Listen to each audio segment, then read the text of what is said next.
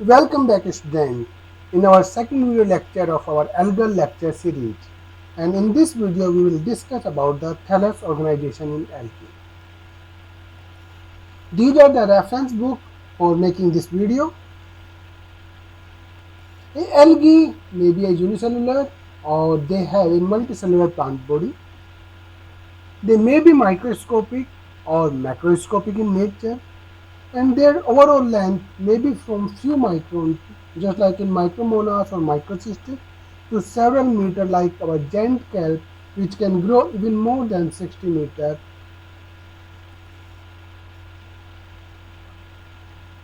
Phytoplankton can also further divided into different categories based on their colony diameter, such as picoplankton, which have a colony diameter of 0.2 to 2 micrometer, nanoplankton 2 to 20 micrometer, microplankton 20 to 200 micrometer, and macroplankton which have total colony diameter more than 200 micrometer.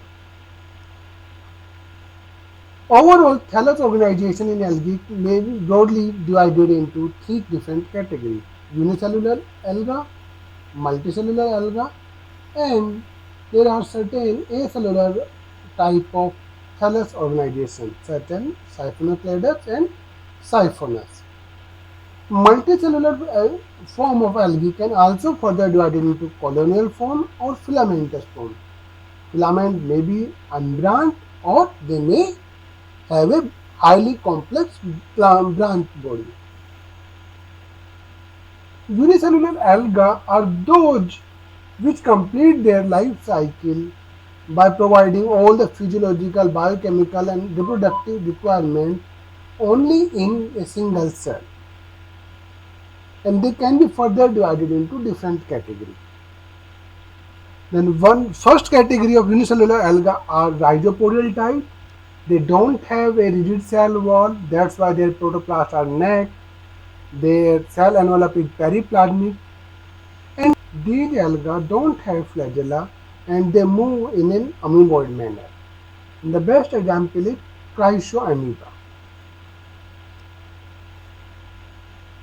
Second type of unicellular algae are flagellates. They are motile in nature and their flagella may be 1, 2 or even more. All the flagella may be of equal size or they may be of unequal size. They may be of tinsel or rippless type. And the detail about the flagella we will also discuss in our coming lecture series. And the best example for this category is Chlamydomonas. Next category of unicellular algae are non-motile, and if the flagella is present, it is restricted to only a reproductive stage. Most of the Xanthophyceae and many Prochlorone are also have such kind of algal body. Spirulina is the best example for single cell which have a spiral body. That's why its name is spirulina. Next category is multicellular form, and we have discussed that it can be further divided into colonial aggregation or filamentous form. Colonial form is an intermediate between a unicellular plant body and multicellular plant body, because in colonial aggregation all the cells held together in a common gelatinous matrix, and a colony is a group of separate cells generally similar in structure and function and aggregated by a mucilaginous envelope.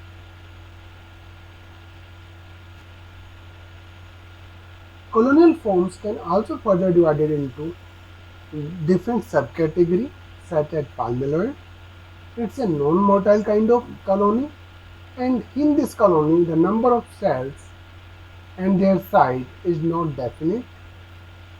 For example, in microcystis, and in this colony each and individual cell can fulfill all their functions individually and independently.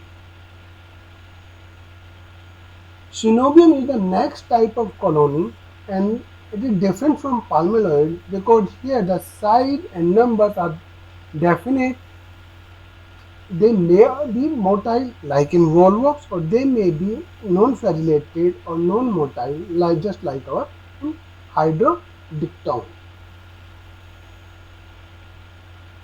The next kind of colony are tetrasporal, where four cells make a colony, just like in our eucapsis. It's very common in cyanophyceae. Dendroids are the special kind of colonial aggregation in which cells produce mucilage in a special manner from the base of each cell, and overall appearance is just look like a tree. For example, in Chrysodendron. Whereas in the next kind of colony aggregation is rhizopodial, in which cells united through their rhizopodia, just like rhizochrysis and chrysodiastrum. After colonial forms, it's come to filamentous forms. Filaments are formed when vegetative division occur in a transverse plane. A filament may be unbranched, just like in our Spirogyra, Odogonium, Julothrix, and many other filamentous alga. Or it may be a simple branch filament, just like in our Cladophora. Heterotrichous form is highly evolved, which have two different systems: one crossed creeping base, which can also form the whole form, and an erect branch upright system. Coleochaete and Ectocarpus are the best example for this kind of plant body. Pseudoparenchymatous algae are made up of a loose or close aggregation of numerous intertwined branch filaments that collectively form the thallus, held together by mucilage, just like in many red alga. If branches from a single filament are involved, as in Bactrachospermum, the thallus construction is known as uniaxial. Whereas if the branches of many axial filament aggregate, the thallus is known as multiaxial, just like in our Mammalion. Whereas the Palmaria is a highly evolved, complex pseudoparenchymatous plant body. Parenchymatous forms are a highly evolved form where the primary filament divides in all the directions, and any essentially filament structure is thus lost. For example, Porphyra, Alva, Entomorpha.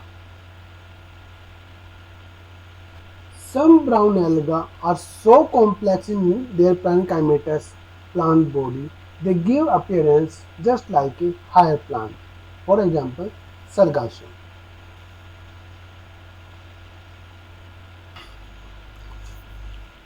Apart from unicellular and multicellular form, there are a special acellular form such as Siphonochladus organization, which generally occurs in Chaetomorpha or Acrosiphonia and Valonia.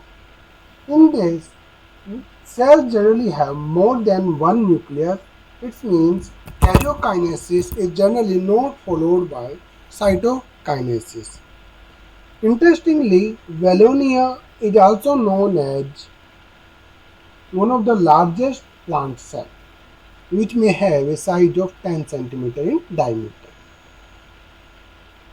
Last category is siphonous thallus organization, in which plant body have aseptate multinucleate condition, and cell wall formation occur during an injury or during their reproductive structure formation.